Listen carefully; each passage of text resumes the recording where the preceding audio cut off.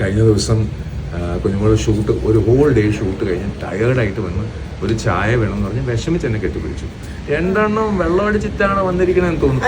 ഇവരുടെയൊക്കെ വീട്ടിലെ സ്വഭാവമാണ്. അതെന്താ സംഭവം അറിയോ? ആ ഫ്ലവേഴ്സ് ടിവിന്റെ പ്രോഗ്രാം ഉണ്ടായിരുന്നു. അവിടുന്ന് എനിക്ക് തലവേദന എടുത്ത് വോമിറ്റ് ചെയ്ത് അനുവിന്റെ ഹസ്ബൻഡിന്റെ വണ്ടിയിലാണ് വന്നത്. എനിക്ക് പകുതി എത്തിയപ്പോൾ തലവേദന വോമിറ്റ് ചെയ്ത് എന്നിട്ടാണ് ഞാൻ ഹോട്ടലിലേക്ക് എത്തിയത്. അപ്പോൾ ഏട്ടനെ കണ്ടു. ആ ഒരു ടയേർഡിലാണ് അങ്ങനെ വന്നത്. അത് എന്തിനാ ഞാൻ നാട്ടുകാരെ നിങ്ങളെ ആരെയും മറ്റേ നെഞ്ചത്തല്ല വീണത്, എൻ്റെ ഭർത്താവിൻ്റെ നെഞ്ചത്താണ് ഞാൻ വീണത്. ഞാൻ വെള്ളം അടിച്ചത് നമ്മളിഷ്ടമാണ്. വെള്ളമടിക്കുന്നതും വലിക്കുന്നതും ഒക്കെ നമ്മളിഷ്ടം. നിങ്ങൾക്ക് എന്താ പ്രശ്നം?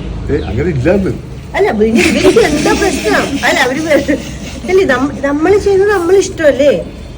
അതിനാരെയും പേടിക്കണോ? നമ്മൾ ആരെടുക്കൊന്നും തല്ലുകൂടാനോ അതിന് ഒന്നിനും പോയില്ലല്ലോ.